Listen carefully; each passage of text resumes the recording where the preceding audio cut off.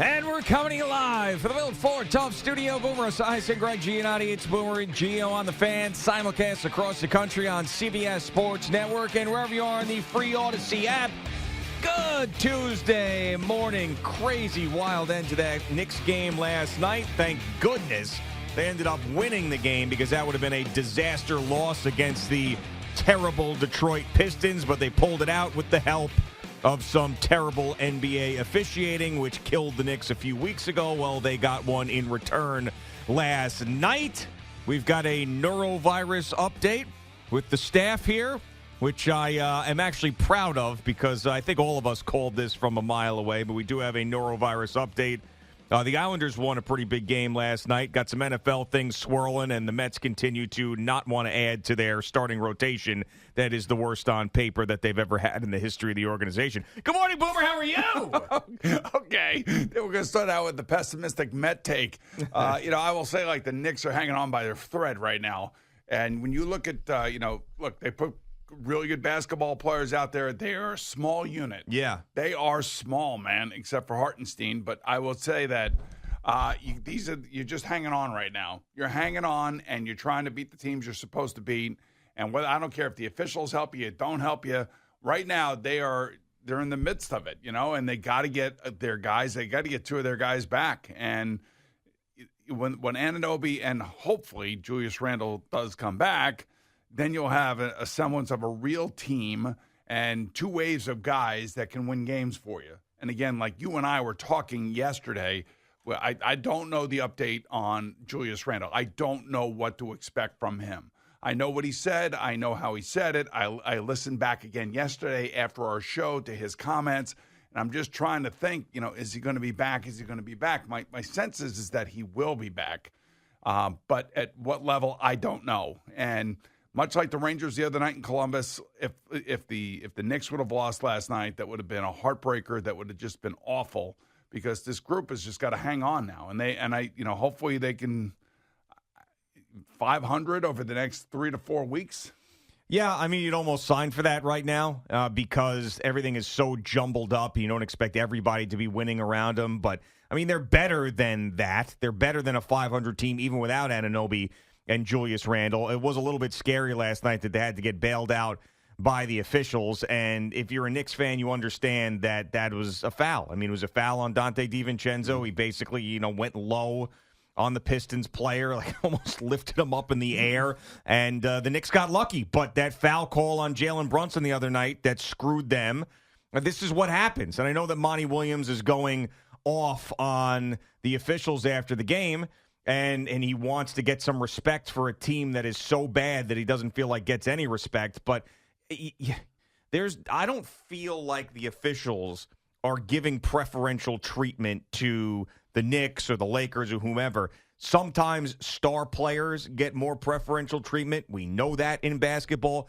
But for the most part, in the course of an 82-game season, you're going to get effed the same amount of times that the team you're playing is going to get effed. And last night, it just happened to fall in the Pistons' lap in a bad way, and the Knicks were able to capitalize. I'll tell you what, DiVincenzo's lucky twice because, he did turn the ball over, yes, and then he did commit a foul. Yep. And I think what tends to happen, and I know if you're a Piston fan, or I don't really care, but if you're a Detroit Piston player, you're pissed because your record and everybody looks at you as the dregs of the NBA right now. And you probably feel as if, and I'm sure they do feel this way, they get no breaks. And of course they're playing in New York. They're playing at Madison Square Garden. Of course the NBA wants the Knicks to be good. I kind of understand that thought process, and I don't blame them if that's the way they feel. But I also feel like sometimes the referees, what they should do is put the whistles away, like when the game is on the line, like to a certain point. But that one last night was about as egregious as it gets. And we benefited from it. And I couldn't even imagine how we'd feel sitting here thinking that they had a chance to win the game, and DiVincenzo throws it away. Well, yeah, we'd be screaming about that. I thought you were going to say how we feel if the call went against the Knicks. I was like, well, we just felt that way a couple weeks ago. He threw the ball away. The game was on the line. They had the last possession. He threw the ball away. And guess who would have had the winning basket for the Pistons if that foul was called or the Knicks lost. Quentin Grimes was the guy that put them ahead. So that would have been a really, really tough loss for them, but it wasn't. So they got lucky last night. You can understand why Monty Williams was pissed, but whatever. The Pistons are going nowhere. The Knicks needed the win.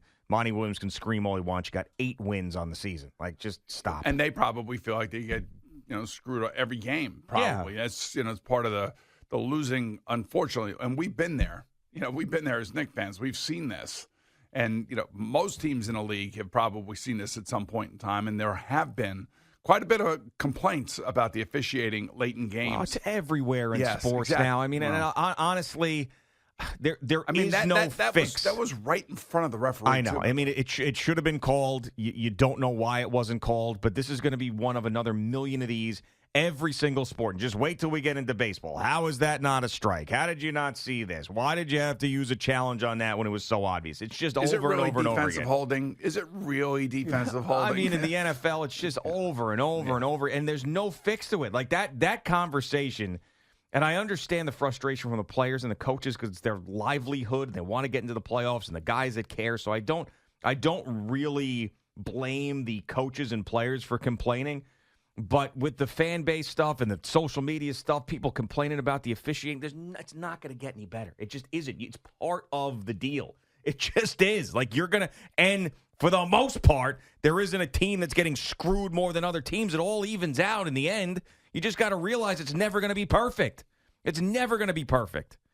And as long as their human element is in there, there's going to be guys like Angel Hernandez who are screwing games up. You ain't kidding. Just the way that it is. And as long as you feel like that it's just bad officiating and there isn't some sort of undercurrent or some backhanded or a behind-the-scenes thing where official is calling fouls on somebody because of whatever, because the league told them to, or they're working with some mob boss, then who cares? It sucks when it happens to you. It's great when you're benefiting from it, but it's never going to change. It's just never going to change. You know what time it is? Oh, you're going to go through the schedule.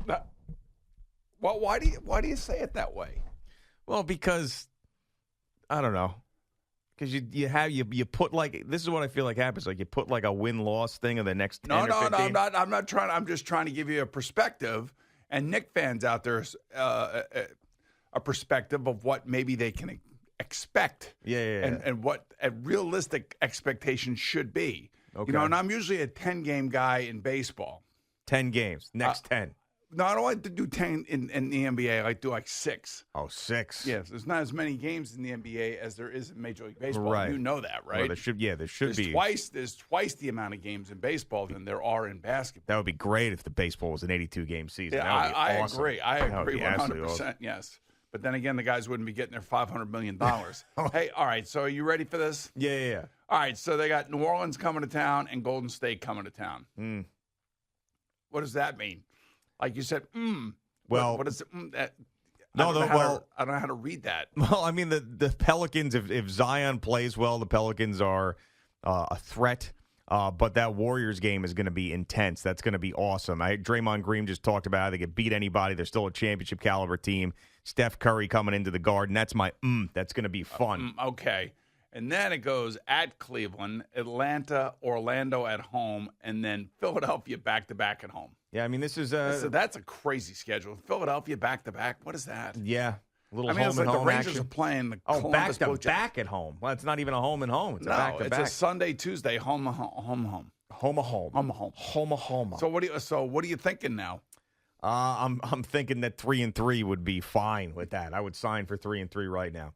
They always have problems with Orlando. Yeah, Cleveland obviously is a good team. I still believe they still have the 2 seed. You should beat Atlanta at home. You split the New Orleans Golden State. And so, yeah, I would say I would sign for 3-3 if the team's still not healthy. And after that comes a big West Coast trip. Yeah, but you got some team that I can't see what this team is. Oh yeah, it's Brooklyn. Is that what you're looking at? Is that what that team is? Yeah. They got Brooklyn, then Detroit, and then Toronto after that West Coast trip. Yeah, and the West Coast trip, you have to go to Golden State and go to Denver. Not easy. Not easy. I just think when you look at the schedule, trying to keep it around 500 and stay alive, and then get your reinforcements back hopefully in the next And Anobi maybe in 2 weeks, and Julius Randle maybe in 6 weeks. Yeah, and that's why this game last night was so critical, because you can't lose to They're the 8 all win. critical. But still, a home game to the Pistons? Yeah, I mean, you but- could deal with losing at Golden State or at Denver. You can deal with that. You can't deal with losing at home to the Pistons when the games are, the schedule is what it is coming up. All right. Yeah, so here's your norovirus. Oh, update, great. by the Can't way. wait to hear about this norovirus. Actually, I know what it is. And Yeah. we all knew. Yeah, and I said it to her yesterday. So Allie, our makeup artist, says her daughter and her boyfriend Benji's son had the norovirus. Oh, yeah. Oh, I'm not going to get it. I'm not going to get it. I Yeah, got she goes, superpowers. right, exactly. Yeah, right. So she goes, I can't believe I didn't get it. And I said, what do you mean? You can't believe you didn't get it? You're just sitting here in an incubation period, and you have no idea what is about to hit you. And you had norovirus particles on her hand. I guarantee it. And she's putting makeup on our face. We're getting it. Probably. I would say probably. I mean, I don't know how sanitary she is. I don't know how much she scrubbed herself after cleaning up her daughter's puke and poop. But chances are there's particles on her face. And Eddie he goes, so who's going to fill in for you tomorrow? She's like, no, I'll be here. I'll be here. Oh, but if you're not here, who's going to fill in? She's like, Eddie, I'll be here. Not here today. Not here, yes. So Not here. Talking tough and everything else. And now look Right. what happens. And here we go. So we are sitting ducks. It's going to happen. She spread norovirus particles on our faces, and we're just a matter of time. So I'm thinking, since I get makeup before you, I'll probably get it like 20 minutes before you get it, which means that I will win the bet, meaning that I got it first. Okay. And then you'll shortly get it after me. Well, we'll see. We'll see about that. All right, so what if we get to Friday? Does that mean? I thought we talked wasn't this like a month-long thing? No. It is, but that's not what I was going to ask. All right. If we get to Friday, no norovirus, does that mean that we are free of the alley contagions? I think so. I think as a Monday to Friday, I think that we're okay. Then we're out of any sort of incubation period. We didn't get it from her. If we get to Friday, but I have a feeling that one of us is going down before Friday.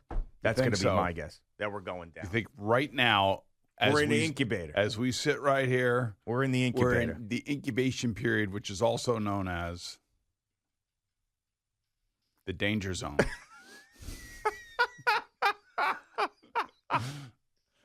Oh, my God.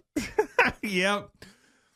And it was funny because that's exactly what I said yesterday. She's in the incubation period. And you said she's in the incubator. You telling me she's in the incubator? I said she's in the incubator. And she's there. Just think about how weird that is, like germs and stuff, that she's sitting there bopping She around. probably had stuff under her fingernails. Right, when you think about it. exactly. That's exactly how she probably gave it to Oh, us. yeah. Well, she didn't yet. No, She no. didn't yet. My mind is set that I'm getting it. Okay. I'm getting it. She gave it to us. Yeah, I think that's the way you have to look at it. Look, and you're cleaning like poop and throw up out of a crib. Yeah, well, that's what she did. I'm Yeah. just telling you right now. There's she no- had it under her fingernails, unless she bleached her hands before she came in. Yeah, probably not. Probably didn't do that. And she's getting up in haste, and I got to get to work. Early in the morning, the Right. whole thing.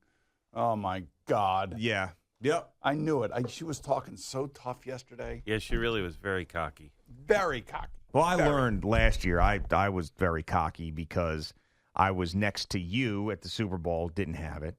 And then Sabrina had it on the plane back from Arizona, which was one of the most miserable experiences that we've ever had as a family, as Sabrina is puking into a gallon-sized Ziploc bag.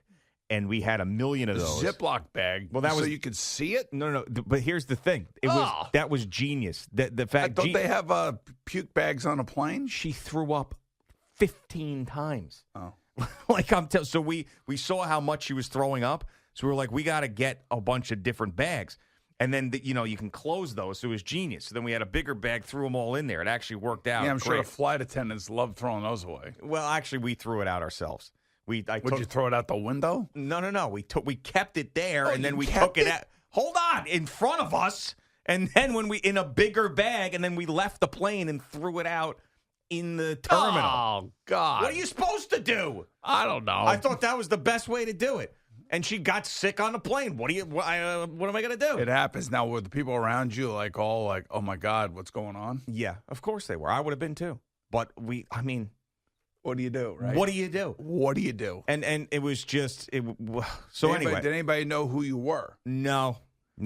I was sitting back there in 22C, totally anonymous with a sick child puking into a Ziploc bag. Poor little baby. Yeah. So anyway, so I'm sitting next to her on a plane, and I'm like, I'm not getting it. So if I was next to you, then next to her on a plane, and I was fine, and then Summer got it, and then Summer was walking around just puking everywhere, and I was like, I'm fine. I'm immune. If I didn't get it from Boomer and I didn't get it from Sabrina, I'm immune. I'm 100% not getting it. And then you remember what happened. You got it. Drove in here, puked in the garbage pail, drove home with my butt cheeks clenched tight, tied it in a frog's ass, and made it home. Yeah, well, here we are. We're in the danger zone right now. And all I can think about now is I forget who was the guy or gal that was posting at us on X, basically saying he can't or they can't wait until this rips through the morning show. That's right. And somebody out there is very happy this morning. Well, yeah, we're getting closer.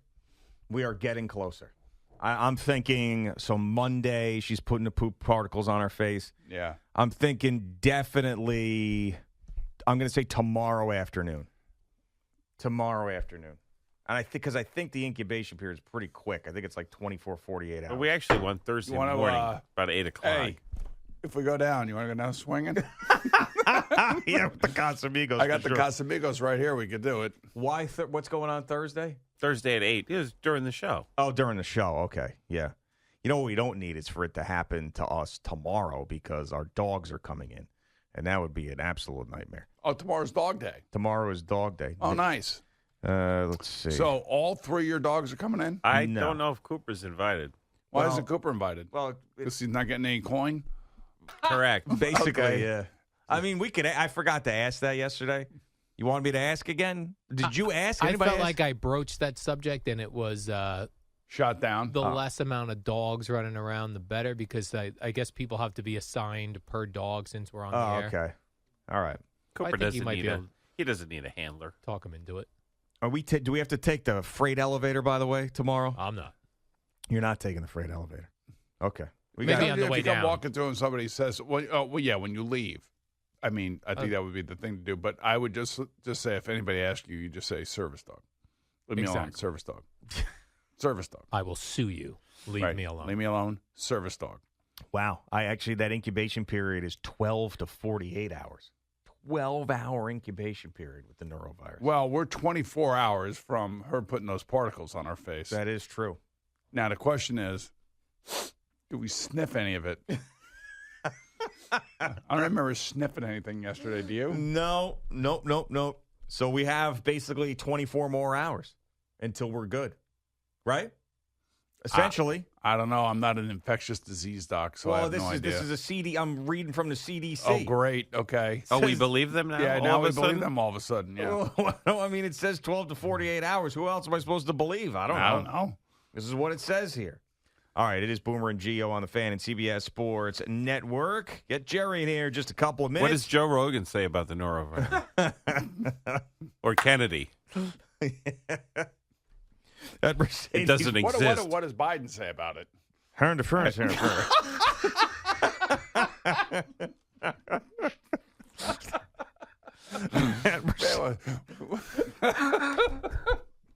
All right. Okay. Did you see him talking about the ceasefire eating ice cream yesterday?